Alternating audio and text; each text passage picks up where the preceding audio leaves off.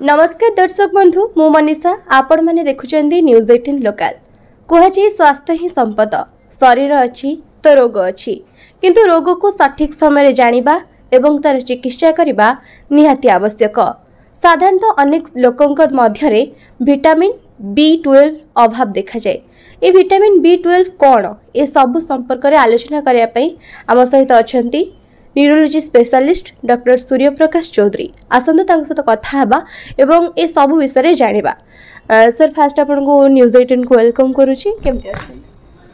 भलो अछि, जय जगन्नाथ। तेणु आज आम गोटे बहुत कॉमन टॉपिक रे आम आलोचना करूचे।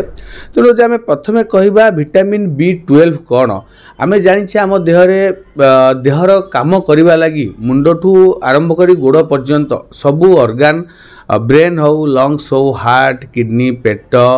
चर्म जेकोस ऑर्गन कथा कहतु सबू काम करबा लगी सुस्थ रहा लगी आम देहरे किछिटा विटामिन्स माइक्रोन्यूट्रिएंट जोटा आम कहू carbohydrate, protein, fat, micronutrient किछिटा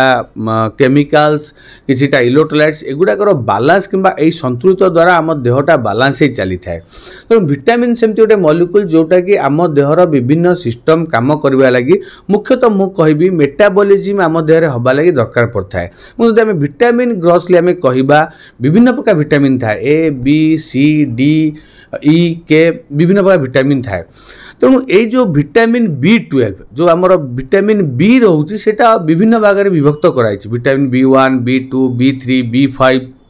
B6, B12 तेणु जिते जो 8 प्रकार विटामिन B रोचे से इंपोर्टेंट होची विटामिन B12 जोटा आम गोटे वाटर सल्युबल विटामिन बोली कही था साधारण भाषा रे किंबा तार जो मॉलिक्यूल ना था आम कोबालामिन किंबा मिथाइल कोबालामिन बोली कही था। तेणु सेटा ही होची विटामिन B12 जोटा कि आम शरीर आमर आरबीसी रेड ब्लड सेल एवं विभिन्न प्रकार सेल्स रो डीएनए स्ट्रक्चर को मेंटेन करने बहुत आवश्यक होता है। सर जमती आप कहते कि विटामिन B12 होचे तो विटामिन B12 पाइबा आमको कौन कौन खाइबा पड़िबो क्यों खाद्य विटामिन B12 अच्छी? साधारणतः कथा एवं बहुत आश्चर्यर कथा जे विटामिन B12 गोटे स्पेशल विटामिन एवं गोटे इंपोर्टेंट विटामिन एइथिपाई कहीं सेटा केवल प्राणी मानक देहरु मिलता है। आम एटा कही था एनिमल फूड सोर्स होची तार मुख्य सोर्स में गोटे बोली सोर्स कहले किछि भूल हेबनी। कोनोसी प्रकार प्लांट फूड आपण पाई परिबे नाही जेकोन से आपण वेजिटेबल्स खातु जत्ते भी फलमूल खातु आपण विटामिन B12 पाई परिबे नाही जदि आपण एनिमल फूड खाइ नांदी किंबा आमिष जिंस खाइ नांदी तथा मु कहबी चिकन हो, माछ हो, अंडा हो किंबा इवन क्षीर जातीय खाद्य हो ए सबुतरे विटामिन B12 थाए। ए सबुर मुख्य विटामिन B12 मुख्य सोर्स होची एटा किंतु कोनोसी प्रकार वेजिटेबल्स किंबा फ्रूट्स से विटामिन B12 न थाए। सेथिबे आमे कहि थाउ जो माने संपूर्ण निरामिष जो माने आमिष खांतिनी से माने क्षेत्र में विटामिन B12 अभाव हबार किंबा विटामिन B12 अभाव देखा चांस बहुत अधिक एवं जो माने स्पेशली लैक्टो वेजिटेरियन माने इवन क्षीर भी खांतिनी किंबा आमिष भी खांतिनी से माने क्षेत्र तो निहाती मात्रा रे कम बयस रु विटामिन B12 रो बहुत अभाव देखाई थाए। तेणु कहबा गले साधारणतः एनिमल फूड जेमति मु कहली माछ, मांस, अंडा क्षीर जातीय खाद्य विटामिन B12 मुख्य सोर्स।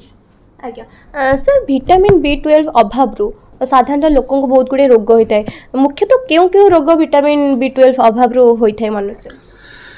देखो आम जाना विटामिन B12 अभाव कहीं हुए गोटे कथा तो मुझे कहली जो मैंने होती संपूर्ण निरामिष के आमिष खाई ना से क्षेत्र में विटामिन B12 अभाव देखादेव कहीं देह के विटामिन B12 जा ही ना।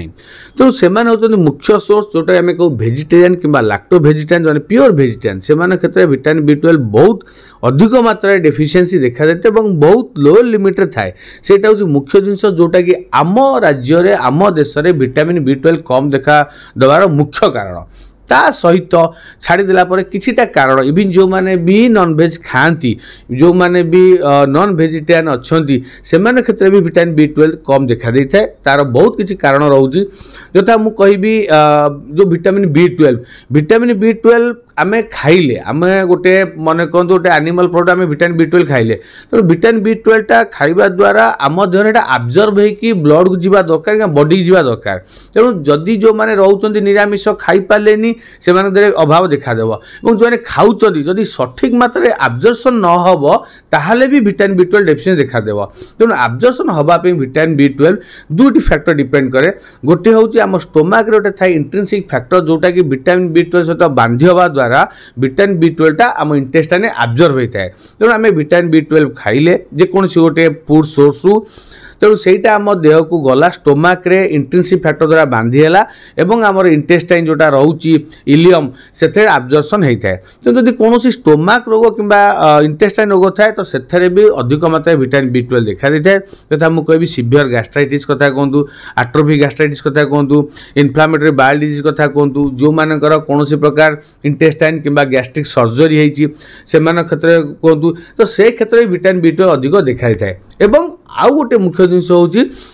बहुत मेडिसिन खाइबा द्वारा विटामिन B12 अभाव देखा दे जोटा कि बहुत इंपोर्टेंट समस्त मन खाया निहाती दरकार जो आप अत्यधिक मात्रा गैस मेडिसिन खाऊंटी पांटोप्राजोल हो राबिप्राजोल हो ओसमेप्राजोल हो एसोमिप्राजोल हो ए सबू मेडिसिन खाइबा द्वारा भी विटामिन B12 देखा दे थाए सर जमती कि कहते कि मनुष्य शरीर पर विटामिन आवश्यकता बहुत रही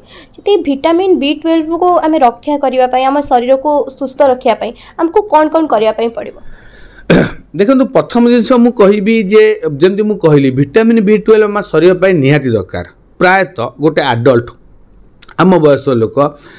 1500 माइक्रोग्राम रु 2000 माइक्रोग्राम पर्यंत विटामिन B12 ता देह रे निहाती डेली दरकार जोटा कि बॉडी रो सिस्टम टाकू किंबा बॉडी रो जो मेटाबॉलिज्म टाकू भल भाव में बैलेंस करके मेंटेन करिवो कहीं आम देह सुस्थ भाव चलवा लगी हेले सुस्थ रहिबा लगी हेले अधिक दिन बंचिबा को हेले दीर्घ होगा हेले आम सेल रो एक्टिव होगा दरकार और सेल एक्टिव होगा हेले बॉडी रो मेटाबॉलिज्म ठीक होगा दरकार और सेल रो मेटाबॉलिज्म ठीक होगा हेले विटामिन एवं विटामिन B12 रो निहाती आवश्यकता रहउछि 1500 रु 2000 एवं जो माने टिके प्रेग्नेंट लेडी किंबा अत्यधिक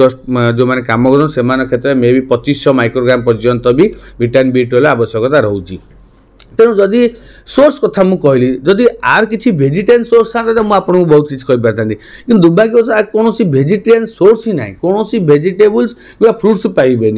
तेणु कौटना कौटी जमी मुझे कहली माछ मांस अंडा क्षीर और क्षीरजात जिनसा थाए तेणु आमको क्षीर कि क्षीरजात जिनस गुरुत्व देवाक पड़ो स्पेशली जो मैंने प्योर भेजिटेरियन अच्छा से मुझे कहीं क्षीर में किसी ना कि मात्रा आम पाइपर विटामिन B12 और सबुठ उपदेश देवी जदि आप धर्म किंबा आमिष केबे खाइबिनी निरामिष रही जदि से जिनस टिके आप दूर को नहीं जाती तेणु आम माछटा हूँ बहुत गुरुत्वपूर्ण जिनस केवल B12 में विभिन्न प्रकार कैल्शियम विभिन्न प्रकार ओमेगा 3 फैटी एसिड विभिन्न प्रकार विटामिन्स थाए और ता सहित किछिटा माइक्रोन्यूट्रिएंट और केमिकल्स थाए जोटा कि आम शरीर देह ब्रेन हार्ट बहुत भल थाए तेणु मु तो एडवाइस करी किसी ना सप्ताह को 2 दिन माछ खावा निहाती आवश्यक जोटा कि आम शरीर विभिन्न प्रकार केमिकल बैलेंस करता है हाँ हुए तो मुझे फोर्स देवी कि आप चिकेन खातु मटन खातु कि माछटा मु एडवाइस देवी जदि आप नॉनवेज खाऊँच माछटा गुरुत्व दूसरा निहाती भल और अंडार कहि अंडार धला अंशटा भी आम खाईपर तार शरीर में कौन किसी साइड इफेक्ट ना जो थ्रू आमको देह भी भल प्रोटीन पाइबा ता सहित कैल्शियम भी पाइबा ओमेगा 3 फैटी एसिड पाइबा और B12 पाइबा जोटा कि आम निहाती मात्रा दरकार तेणु सोर्स ही तो मुझे कहबी केवल नॉन वेजिटेरियन सोर्स और जो खाद्य गुरुत्व दूसरी से विटामिन B12 बहुत मात्रा आपनको सर बुझौथिले कि विटामिन B12 अभाव रो आपनको क्यों रोग होइथाय एवं विटामिन B12 को आपण किभली भाबरे नियंत्रण करिवे ए सब विषय रे आपण माने जानुथिले